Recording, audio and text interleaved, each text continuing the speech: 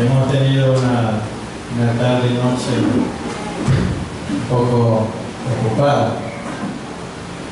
Acabo de salir del último módulo del diplomado de autorización expositiva y creo que ya no puedo regresar porque han estado muy bien aquí.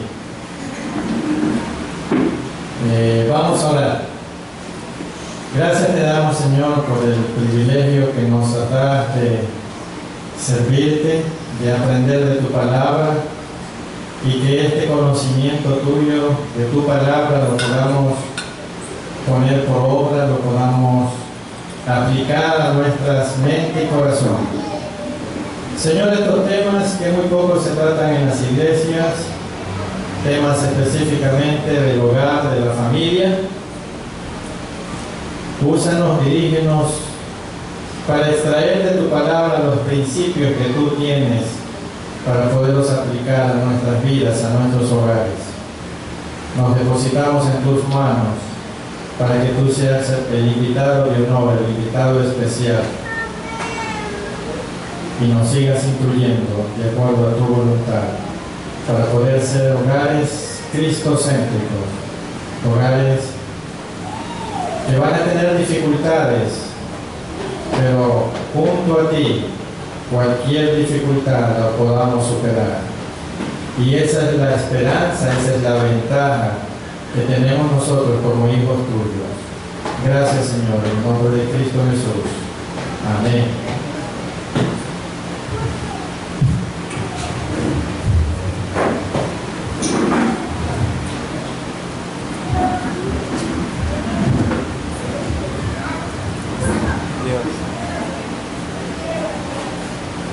Hola. Bueno, vamos a...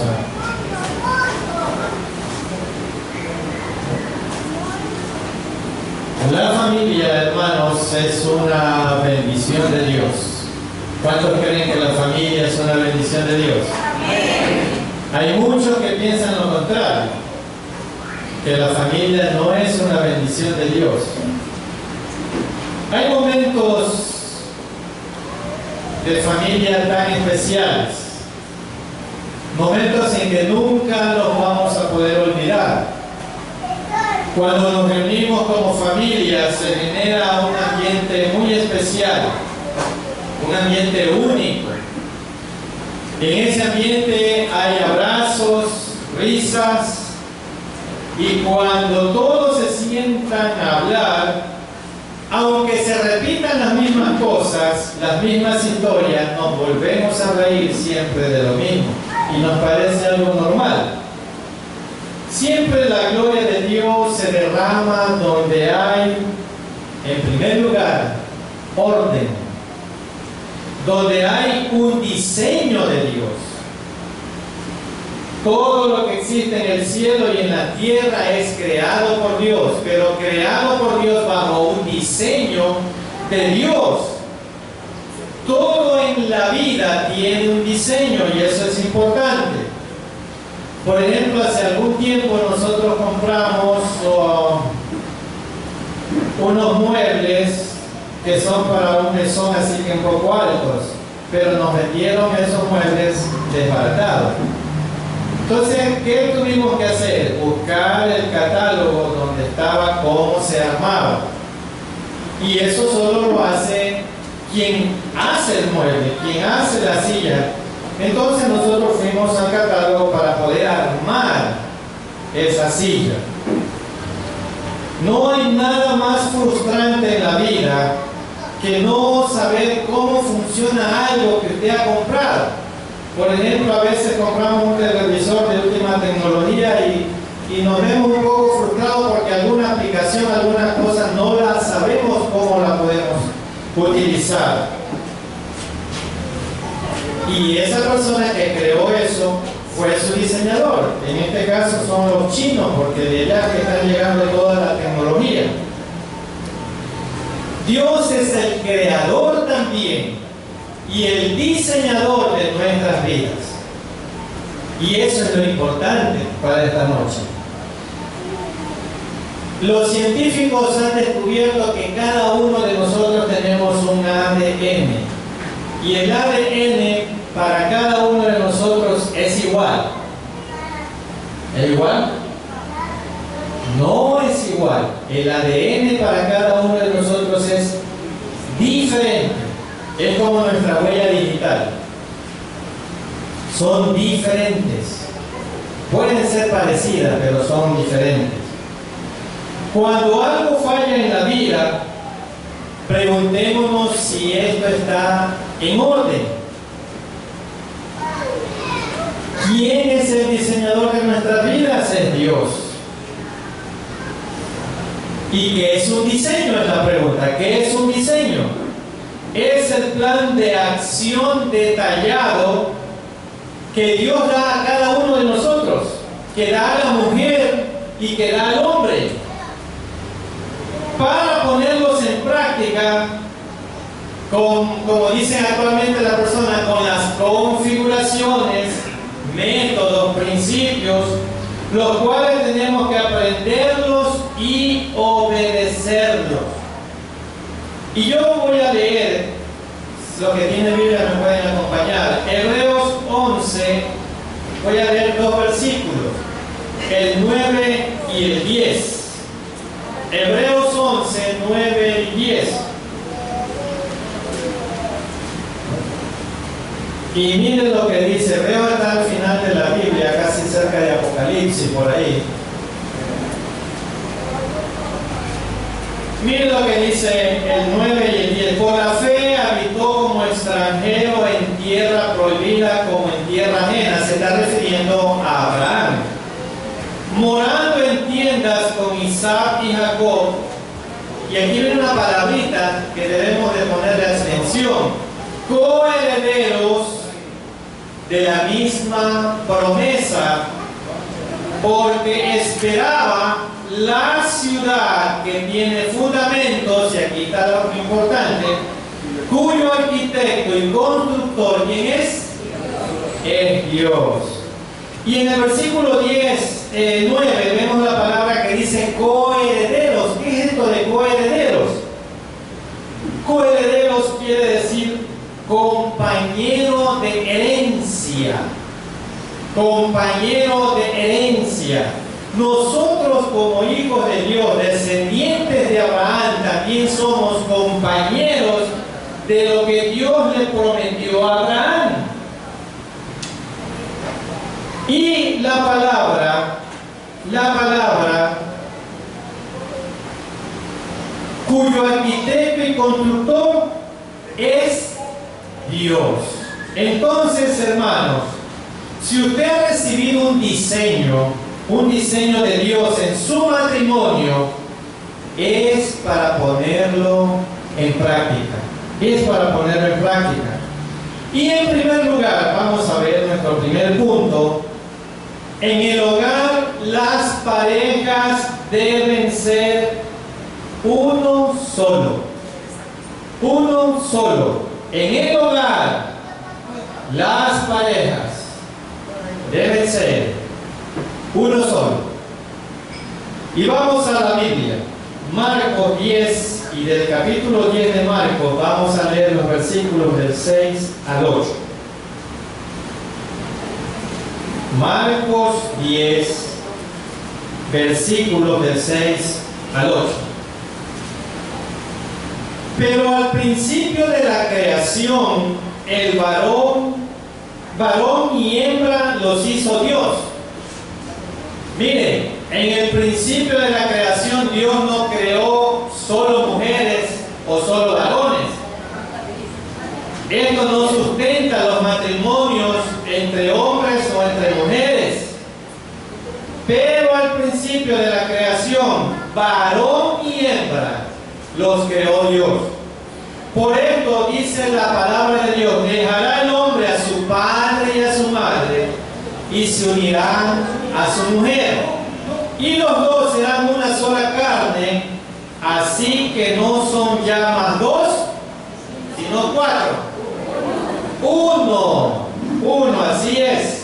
En el hogar las parejas deben ser no dos, uno solo. La palabra hogar, ¿qué es lo que significa la palabra hogar? Y es importante que demos un significado a esta palabra porque es la que centra aquí esta predicación. ¿Qué significa la palabra hogar? La palabra hogar significa sitio donde se enciende fuego. Eso significa la palabra hogar. En el contexto de familia se refiere al ámbito o espacio donde los miembros de la casa se juntan, se reúnen para generar y disfrutar calor y luz que nos brinda el ambiente familiar. Yo recuerdo a aquel hombre que llega cansado de la faena diaria, se saca su gorra o su sombrero o su machete, lo que traiga, y cuando llega la hora de que ya su esposa sabe a la hora que llega, los hijos y la esposa siempre están pendientes cerca de la puerta para ver cuando llega el esposo. El esposo llega, coloca su gorra, lo que carga, saluda a su esposa, a sus hijos, abraza a su esposa. De repente él alza la mirada y ve un cuadro que está en la sala y alcanza a leer un letrero que dice hogar, dulce hogar. ¿Cuántos de ustedes anhelan regresar al hogar después de una falla? ¿O cuántos de ustedes no anhelan regresar a esa casa porque ahí van a encontrar una esposa que habla demasiado, que reclama? Y es aquí donde tenemos que diferenciar lo que es un hogar y lo que es una casa. Un hogar, hermanos, es donde hay armonía, donde hay calor familiar, donde hay una necesidad, una espera de un ser amado. Eso se llama hogar. Pero una casa es aquella de 4 paredes donde usted no encuentra un calor humano, no encuentra una bienvenida, sino que usted encuentra un rostro de una mujer que no parece el de una mujer, sino el de un tigre. Un rostro de una mujer que puede ser cualquier otra cosa menos una mujer. Y eso es lo que es el rostro. ¿Qué decimos de su lengua?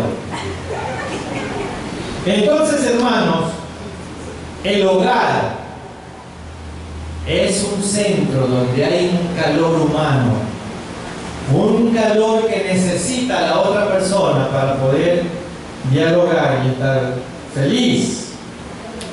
La unidad de la pareja debe ser para toda la vida, dice la Biblia. Y en Marcos 10:9, yo leo que dice ahí: por tanto, lo que Dios juntó, no lo separe el hombre. Entonces, la unidad de la pareja es hasta que el dinero nos separe. No. ¿Hasta cuándo es? Hasta que la muerte nos separe. Pero yo sí he escuchado a algunas hermanas que dicen hasta que el dinero nos separe. Dios nos presenta una diversidad. ¿Por qué cree usted que Dios nos creó diferentes? Creó diferente al hombre y creó diferente a la mujer. Dios nos crea diferentes porque nos está dando una oportunidad para fortalecer la unidad, pues el hombre y la mujer somos diferentes, pero debemos de llegar a ser como uno solo. Para esto es fundamental vernos, y escuchen bien esta palabra, complementarios. Complementarios. Sí, Es decir, como quienes completamos y perfeccionamos al otro. Así es como debemos de vernos, hermanos, dentro del hogar. Como complementarios, como quienes completamos o perfeccionamos al otro. Cristo volvió al cielo porque de allá vino. ¿Y la mujer de dónde salió? Del hombre, para tener la naturaleza tal de volver a Él y ser uno solo. Y ese es el ejemplo que Dios nos da. Él vino del cielo, cumplió su misión y volvió al cielo. La esposa salió de la costilla del hombre para salir y volver a Él, a su brazo protector. Y vamos a Marcos 17. Por esto dejará el hombre a su padre y a su mujer y se unirá a su mujer. Aquí hay una palabrita que vamos a analizar. Se unirá. Dice, se unirá a su mujer. Esta palabra significa permanecer, unir, pegar. Eso significa se unirá, se unirá. Y nos dice que fue Dios quien los juntó. El griego traduce juntos enyuntados. Esos son la pareja. Juntos enyuntados. ¿Cuántos conocen aquí una yunta? Bueno, una yunta es dos bueyes, dos vacas, dos toros, que le ponen aquí un palo con otra cosa que van arrastrando. Eso es el matrimonio. Aquí está el hombre y aquí está la mujer y están unidos por una yunta. Entonces, están juntos enyuntados. Eso quiere decir compartir el yugo, unidos aunque el arado esté difícil, aunque la situación se presente difícil, aunque el día sea gris, aunque hayan diferencias, aunque lleguen también muchas bendiciones. Porque, escuchen bien, ¿por qué pongo aquí aunque haya muchas bendiciones? Porque, hermanos, también las bendiciones separan a los hogares.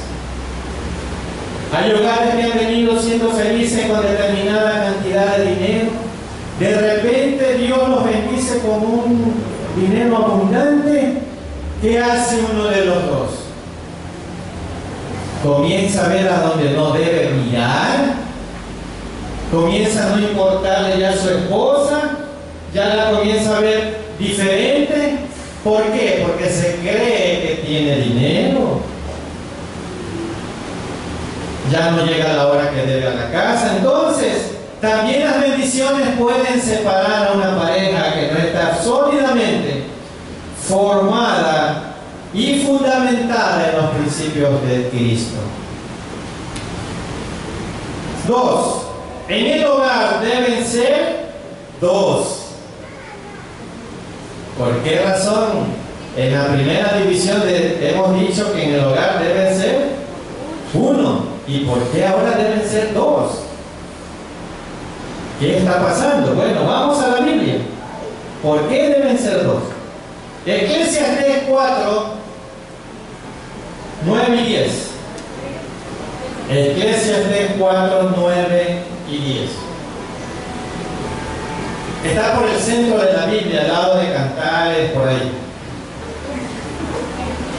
Y miren lo que dice la palabra de Dios aquí. Mejores son ¿cuántos? 2 que 1. ¿Por qué? Tienen mejor paga de su trabajo. Porque si cayere el uno, levantará a su compañero. Pero ay del solo, que cuando cayere, no habrá segundo que lo levante. Por eso en esta división dice que en el hogar deben ser 2. Esto está hablando de una forma material. El complemento producen mayores resultados y favorece la continuidad del proyecto de Dios para la familia. Y el texto dice, tienen mejor paga de su trabajo. Sí. Y la Biblia traduce, más vale dos que uno, pues tienen mejor remuneración de su trabajo. Y cuando uno tropieza, el otro lo levanta. Existen, hermanos, ventajas al cooperar con otros. La vida no está diseñada para el matrimonio, para el aislamiento. La vida no, sino para el compañerismo. No para la soledad, sino para la amistad. Algunas personas prefieren el aislamiento debido a que se sienten que no pueden confiar en nadie. Yo no confío en nadie, mejor estoy solo. Sin embargo, no estamos aquí en la tierra para servirnos a nosotros mismos, sino ¿para qué? Para servir a los demás. No se aísle de los demás, ni trate de ir por su cuenta.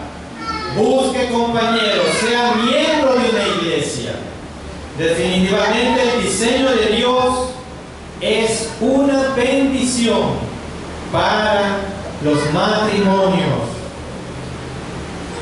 Y aquí viene una pregunta. ¿Qué genera el complemento? ¿Qué genera el complemento? ¿Y sabe qué genera? Cuando usted se complementa con su esposa, con su esposo, fortaleza y protección. Y vamos a Eclesiastés 4, 11 y 12. Eclesiastés 4, 11 y 12. También si dos durmieren juntos, se calentarán bien. Si dos durmieren, esto se está refiriendo a la época en que estas personas iban por el desierto y había muchos ladrones. Y miren lo que dice aquí Eclesiastés. También si dos durmieren juntos, se calentarán mutuamente. En el desierto, en el día es mucho calor y en la noche es mucho frío. Mas, ¿cómo se calentará uno solo? No puede. Y si alguno prevaleciere contra uno, dos le resistirán. O sea, si viene alguien a robar algo, uno solo es más fácil que le roben, pero si hay dos, hay más resistencia. Y que dice, y cordón de 3 dobleces no se rompe pronto. Los dos, no uno solo, podrán enfrentar las noches oscuras y frías. Esos tiempos en que no vemos la luz, o sea, no vemos dirección. Parece que en nuestro hogar todo está nublado, que todo está desordenado. Y el viento sopla fuerte y frío. ¿Qué pueden ser? Las adversidades y los problemas. Y podrá enfrentar y vencer los ataques del enemigo si están los dos juntos. No podemos ignorar que el enemigo de nuestras almas maquina contra las familias. Y escuchen esto, hermanos. El enemigo de nuestras almas maquina diariamente con nuestras familias con argumentos como los que les voy a narrar ahorita. Mucha atención. Miren lo que está diciendo Satanás hoy a las familias. Ese no era el hombre para mí, dice ella. Y él dice, esa no era la esposa para mí. ¿Quién pone esos pensamientos en la mente? Satanás. Y hoy viene de nuevo Satanás y le hace en la mente y dice, yo creo que debería probar con otra persona. Pueda que me vaya mejor con esa persona. Pensamiento que pone Satanás en la mente de los hogares. ¿Para qué hago esto si él o ella no valora lo que hago? ¿Por qué lo estoy haciendo? Ella o él ni siquiera valora lo que hago. ¿No serán preguntas o pensamientos que usted se ha hecho? se va a acabar. Esto que se llama hogar, tarde o temprano se va a acabar. Porque realmente ya no te soporto o no me soportan.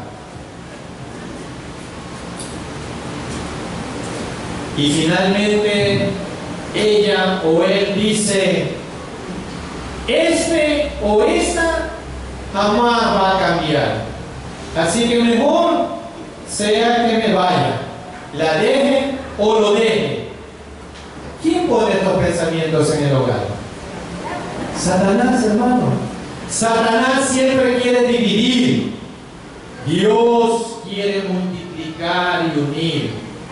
Satanás es feliz cuando ve destruir un hogar. Pero Dios es feliz cuando ve que un hogar está junto y unido en armonía. Marcos 10:9. Por tanto, lo que Dios juntó, no lo separe el hombre. Por tanto, lo que Dios juntó, no lo separe el hombre. Y Proverbios 18:22. El que haya esposa, haya el bien y alcanza la benevolencia de Jehová, la bendición de Jehová. El que haya esposa, haya el bien y alcanza la benevolencia de Jehová. El que haya esposa, hallar, también significa buscar, porque usted cuando haya algo es porque primeramente lo ha estado buscando. ¿Sí? Entonces, la palabra buscar tiene la idea de un esfuerzo positivo para lograr lo que tiene un valor. Un valor. Buscar un cónyuge es una de las tareas más importantes de la vida. Quizás yo creo la segunda tarea más importante después de haber alcanzado a nuestro Señor Jesucristo. Al encontrar la esposa idónea, se ha hecho bien y se ha extraído, dice el versículo, el favor o la bendición de Dios. Y voy a tener una lectura que algunas personas que conocen de la Biblia no les gusta leer. Y yo voy a leer Efesios 5, del 21 al 32. Y escuchen, hermanos y amigos que están presentes en esta noche. La palabra de Dios dice en Efesios 5, 21 al 32, dice: someteos unos a otros en el temor de Dios. Las casadas estén sujetas a sus propios maridos como al Señor. Porque el marido es cabeza de la mujer, así como Cristo es cabeza de la iglesia, la cual es su cuerpo y Él es su Salvador. Así que como la iglesia está sujeta a Cristo, así también las casadas lo estén a sus maridos en todo.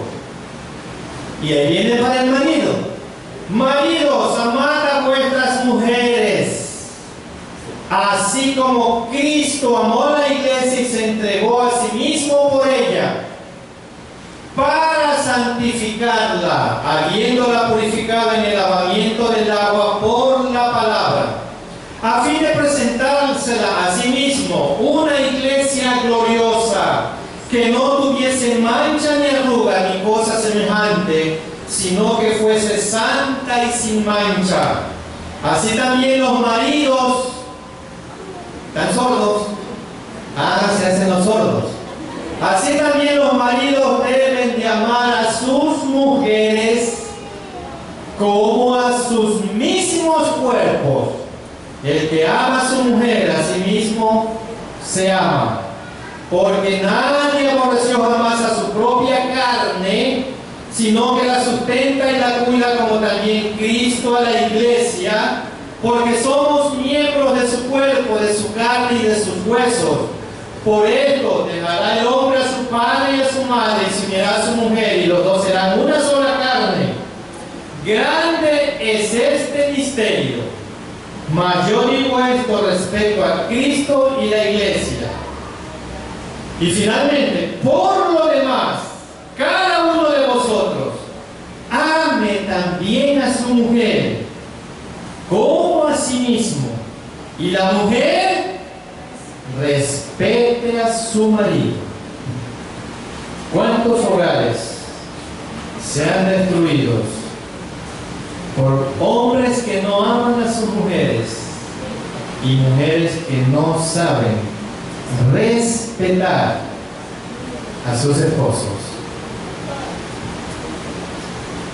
Algunas veces se descoloca totalmente el énfasis de esta porción bíblica que yo acabé de leer, y se ve como si su esencia fuera la subordinación de la mujer al marido.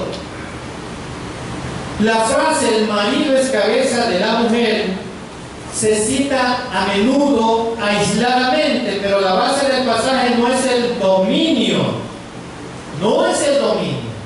de parte del esposo. La base es el amor. Pablo dice ciertas cosas acerca del amor que deben tenerle un esposo a su esposa. Y miren lo que dice Pablo aquí en la porción que acabamos de leer. En primer lugar, Pablo dice que debe de ser un amor sacrificial. Debe amarla como Cristo amó a la iglesia y se dio a sí mismo por ella. No debe ser nunca un amor egoísta. Cristo amó a la iglesia, no para que la iglesia hiciera cosas por Él, sino para hacer Él cosas por la iglesia. Nos gustaría que nuestra esposa nos obedeciera como obedece la iglesia a Cristo. Nos gustaría que nuestra esposa nos obedeciera como la iglesia obedece a Cristo. Tengamos de ella el mismo cuidado que tiene Cristo de la iglesia. Si usted quiere ese amor, tiene que tener para su esposa el mismo amor que tiene Cristo para su iglesia. Marido es el cabeza de la mujer, y eso es cierto, Pablo lo dice, pero también dice que el marido debe de amar a su mujer como Cristo amó a la iglesia, con un amor que nunca ejerce una tiranía de control, sino que está dispuesto a hacer cualquier sacrificio por el bien de su esposa. ¿Qué más dice Pablo? Debe ser un amor purificador. Cristo limpió y consagró a la iglesia por medio del agua del bautismo el día en que cada miembro de la iglesia hizo su confesión de fe. Bien puede ser que Pablo tuviera en mente una costumbre griega. Una de las costumbres griegas del matrimonio se las voy a contar en este momento, y escuchen, hermanos. ¿Qué era la costumbre griega? Antes de que la esposa fuera llevada a su marido o a su esposo, se bañaba en el agua de una corriente consagrada a un dios o una diosa. En Atenas, por ejemplo, la novia se bañaba en las aguas del Caliroe, que estaba consagrada a la diosa Atenas. Pablo está pensando en el bautismo. Mediante el agua del bautismo y la confesión de fe, Cristo buscó hacer una iglesia para Él limpia y consagrada, de tal manera que no le quedara ninguna mancha que la ensuciara, ni arruga que la afeara. Cualquier amor que arrastra a una persona hacia abajo es falso. Es falso. Cualquier amor que insensibiliza en lugar de suavizar el carácter que recurre al engaño, que debilita la fibra moral, no es amor. El verdadero amor es el gran purificador de la vida. ¿Qué más está diciendo Pablo aquí en esta porción? Debe ser un amor que cuida, dice. Un hombre debe amar a su mujer como ama su propio cuerpo.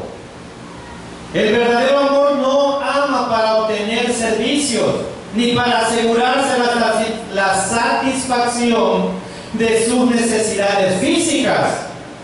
Se preocupa de la persona amada. Hay algo que no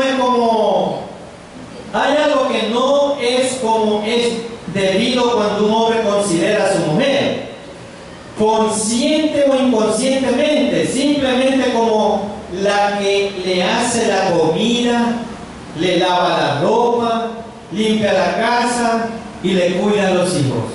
¿Ustedes creen que eso es un amor bíblico? No es un amor bíblico. No, hermano. El sometimiento en el hogar es mutuo, pero es un sometimiento con base en el amor. Porque si usted ama a su esposa, no le va a pedir lo que usted no puede hacer. ¿Sí? ¿Y qué más dice Pablo? Es un amor inquebrantable. Por este amor un hombre deja a su padre y a su madre y se une a su mujer. Ambos llegan a ser una sola carne. Él está unido a ella como los miembros del cuerpo están unidos entre sí. Y el separarse de ella sería para él como desgarrar los miembros de su cuerpo. ¿Sí? Aquí tenemos sin duda un ideal para una edad en la que se cambiaba de cónyuge tan fácilmente como se cambia de ropa. Pero la Biblia dice no, eres como un miembro de nosotros, y el separarnos de ese miembro es como que nos desgarramos nosotros mismos. Toda la relación se realiza en el Señor. Todo esto lo podemos lograr solamente en el Señor. En el hogar cristiano, Jesús es el huésped, siempre presente, aunque invisible.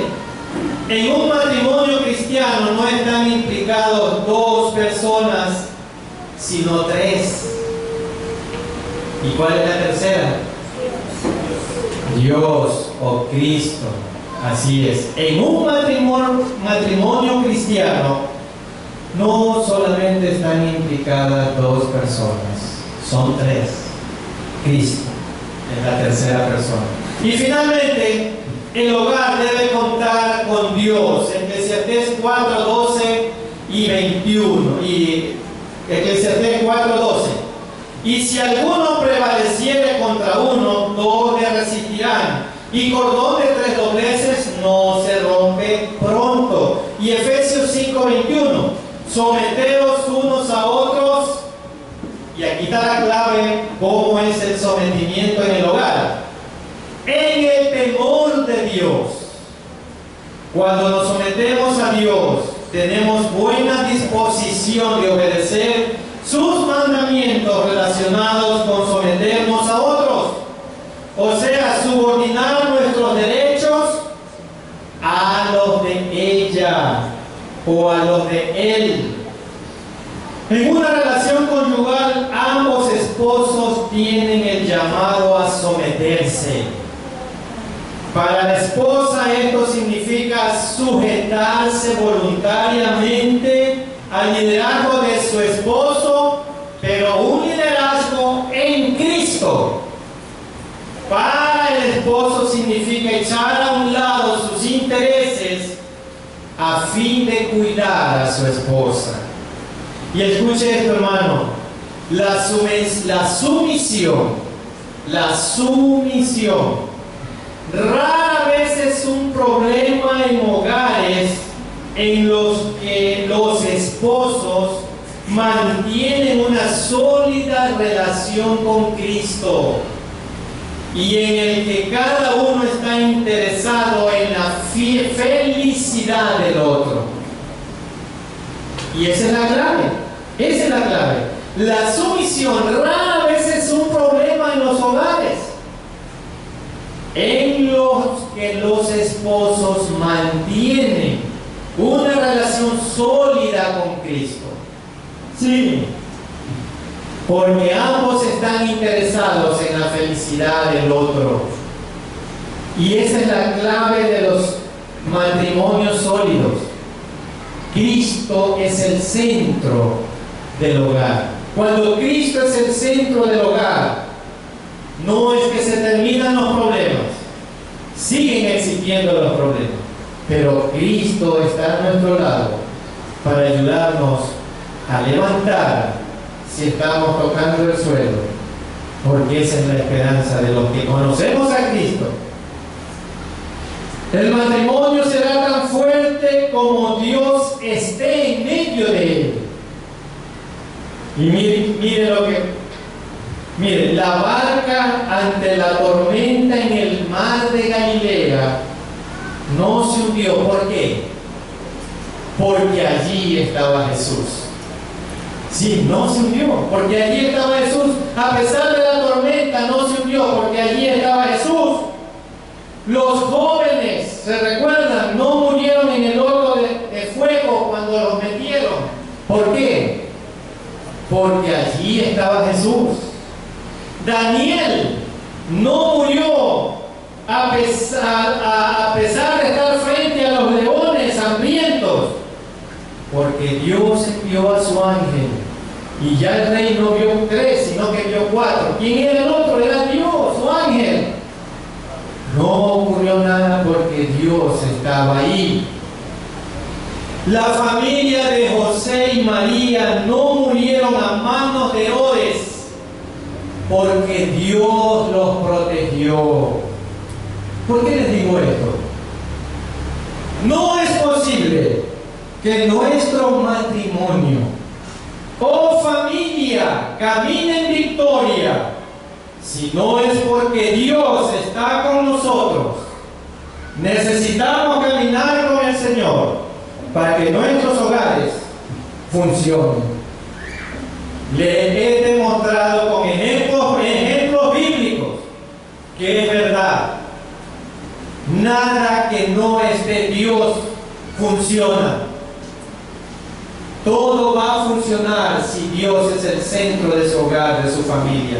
Dios le va a dar a usted la capacidad para tomar decisiones acertadas para el engrandecimiento de su hogar. Dios quiere estar en medio de la pareja. Dios quiere estar en medio del hogar. A veces hay crisis en el matrimonio, en la familia. Permitamos que se levanten muros que dañan la comunicación, ofensas sin arreglar, resentimientos, incomprensión. Y Dios viene e inquieta nuestro corazón, pero la dureza y el orgullo de este impide pedir perdón, obstaculiza el diálogo sencillo y sincero. Pero en vez de arreglar el problema, somos cobardes, porque no vamos y pedimos perdón. Permitimos que ese orgullo interno que hay en nosotros nos destruya el hogar.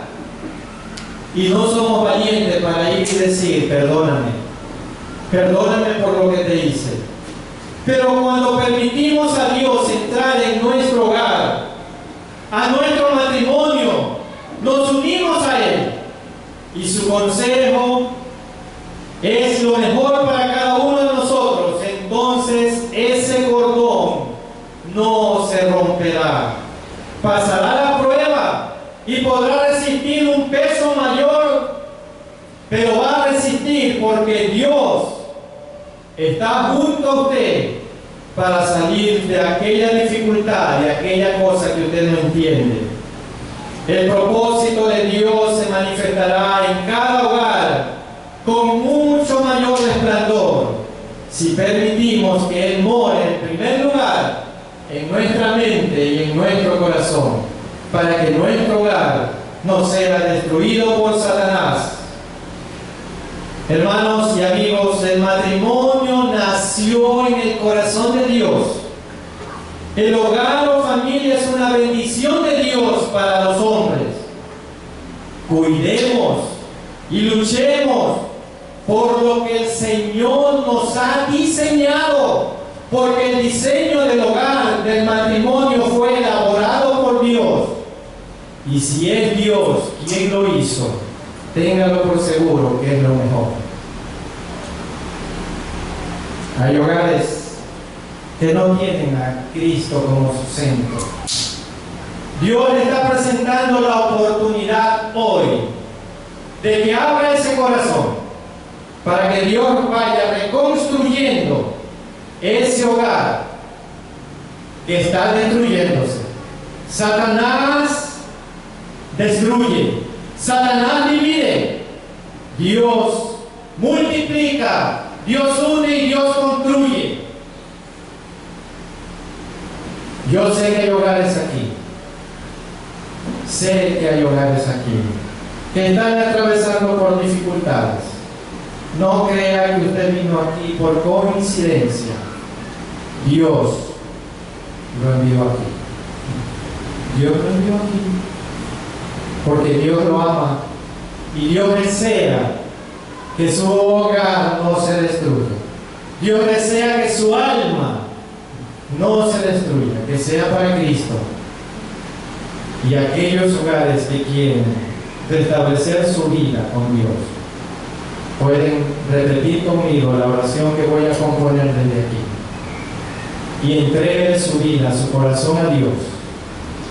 Orar es hablar con Dios, y voy a componer desde aquí una oración, y todos aquellos que necesitan que Dios intervenga en su hogar para que Dios sea cristocéntrico en su hogar, repita conmigo la oración que voy a componer desde aquí.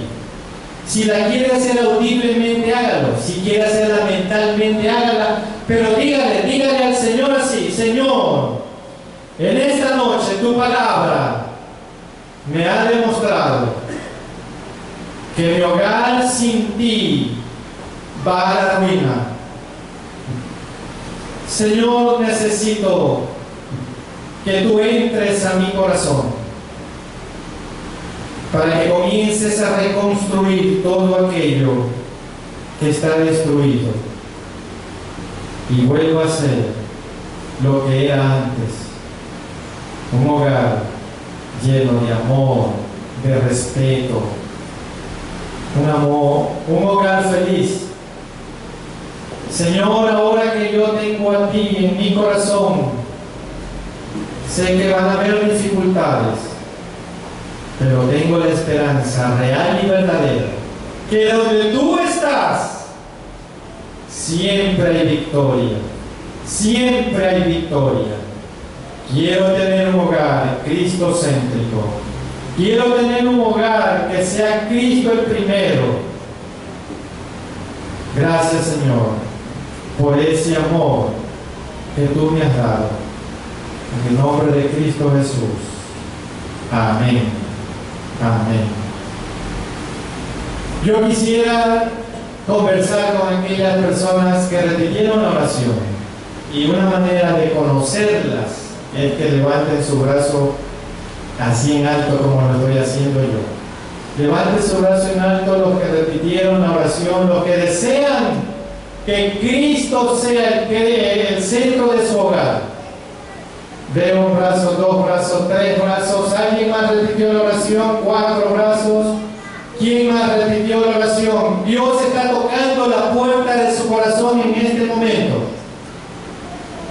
Pero Dios es un caballero, Él no puede abrir esa puerta, porque esa cerradura de su corazón usted la tiene, esa llave la tiene usted, y Dios quiere que usted abra la puerta para Él ingresar.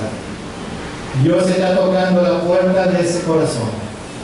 Dios quiere morar en ese hogar. ¿Alguien más repitió la oración?